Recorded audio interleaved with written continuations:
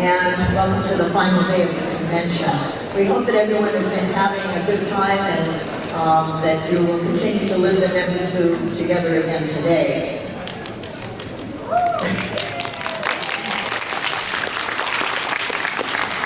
Just so that I think I confused everybody, the translating devices, Japanese is 1, Portuguese is 2, and English is 3.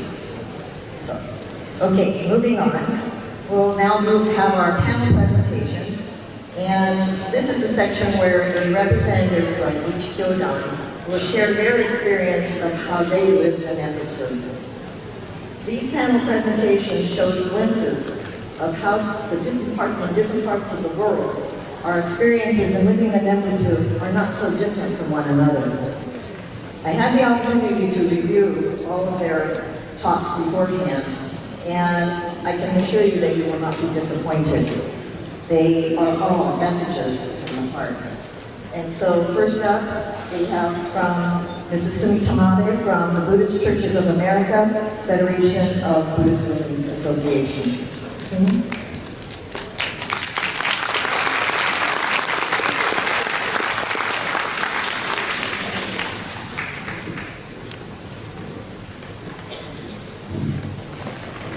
Good morning. Live the Nembutsu.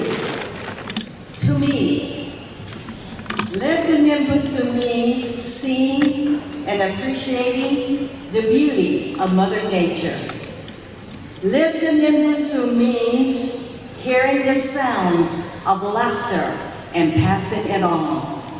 Live the Nembutsu means extending a helping hand for all those who are homeless, for those who are sick, and for those who are in pain.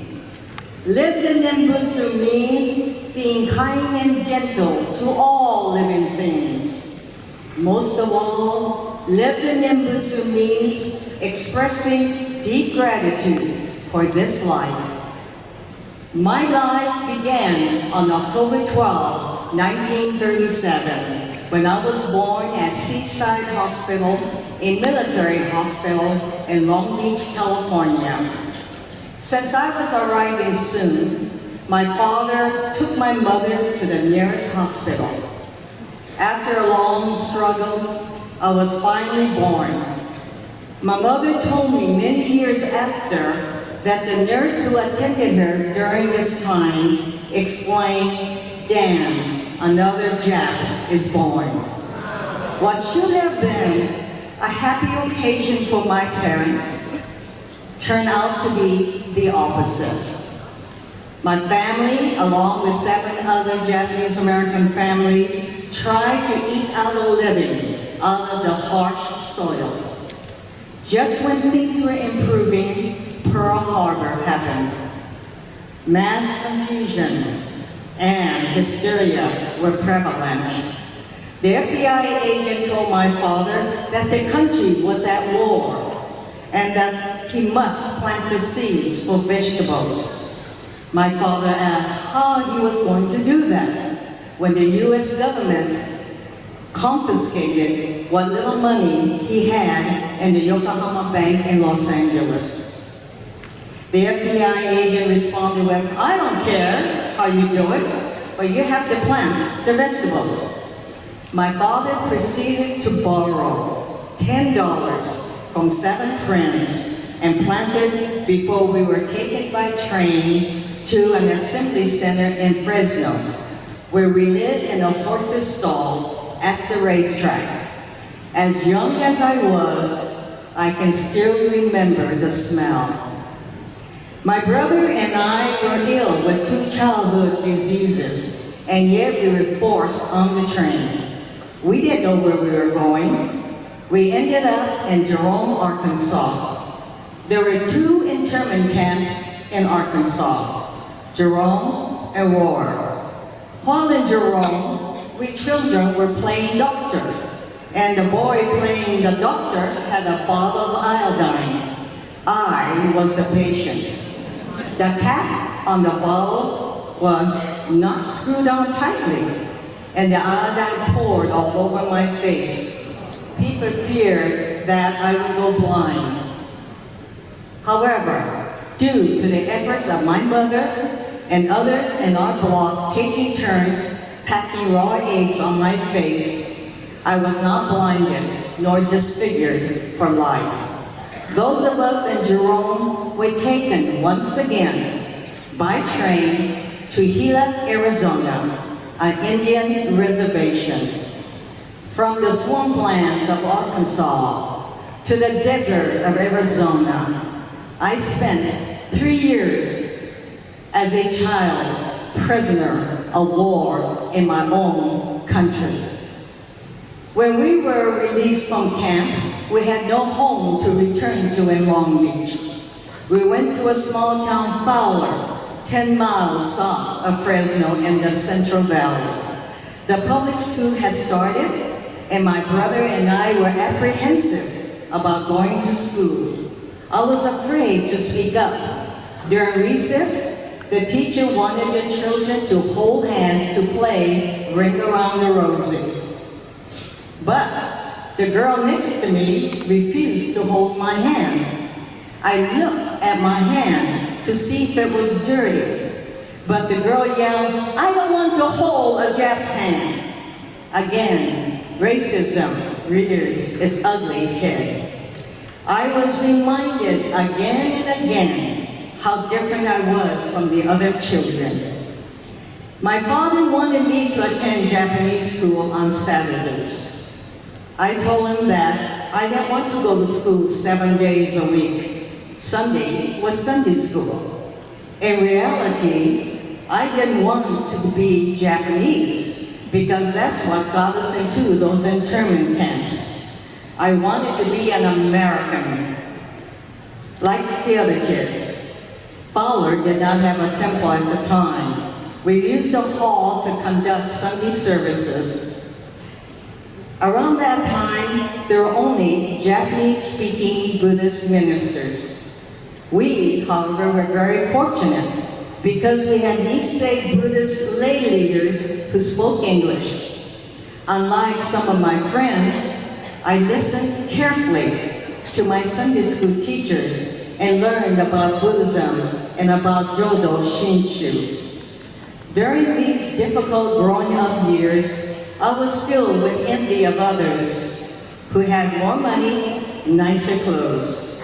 But the Dharma lessons taught me that my struggles were based on my ego. To me, it was not enough just to listen to the Dharma. The Dharma moved me into action as I grew up to adulthood and parenthood. The struggles of my childhood were lessons on life. In living life, sometimes something happens that is emotionally draining and at the same time emotionally exciting. In 2007, my middle daughter was experiencing her first child in May.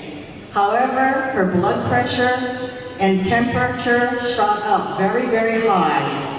The doctors were afraid that she would die unless they took the baby from her immediately. My grandson was born prematurely by 3 months. By the time I flew to Maryland to be with my daughter, she was in the intensive care unit, and we didn't know if she would live or die. The baby was in the neonatal intensive care unit, and we didn't know if he would live or die. The baby did look like a human child. His head was like a small orange, and he weighed 1.5 pounds and measured 13 inches. For several days, my daughter didn't see her baby. She asked the doctors and nurses, but they kept saying no. I felt strongly that seeing her baby would be psychologically uplifting for her.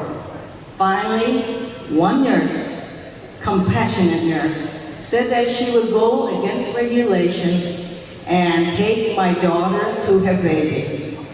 The baby was in an incubator near a window.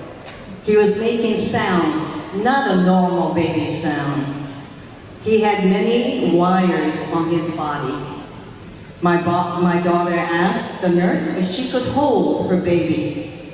The nurse hesitated, but she took the baby out of the incubator and placed the baby on my daughter's chest. The baby was screaming, but at the precise moment, the sun came shining through, and I was standing in the shadows, but I felt this enormous warmth and saw Amiga's infinite compassion embrace mother and child. It was a spiritual moment that I will never forget. At that moment, the baby became peaceful, snuggling next to his mother's heart. Both mother and child survived. The internment camp experience was the one significant event in my life that shaped the person I was to be. It taught me to have a voice, to speak up against injustice, and to advocate for those in need. After retirement, I became involved with the homeless through the American Association of University Homeless Committee. We raised money to help homeless children go to summer camps. We raised money to support homeless families, particularly children and women. I expanded this experience with the San Jose Biswing through the Sangha Support Committee. Sangha members donate clothing, towels, toiletry every month. The Sangha Support Committee prepares hot meals to a homeless shelter for men and women. Our Buddhist Women Association supports the community in sponsoring drives for underwear, socks, and food under the local food bank. Homelessness is a huge problem in our county and state. If we see these individuals as human beings and not something faceless or nameless, we can offer compassion. In the past 10 years, I have been involved in car accidents. One time, a cement truck's door broke just as I was passing, and it spilled cement all over my car. I was coming home from my volunteer work at the Stanford Hospital Spiritual Care Program. At another time, my small car was smashed between a van and the car rear-ended me. Again, I was not seriously injured. Why? Why was my life saved again and again? I don't know the answer. I do know that due to the compassionate care of countless number of people in my life, I am able to live. All I can do is to place my hands together and gush up and say Namo Amida Butsu. Thank you very much.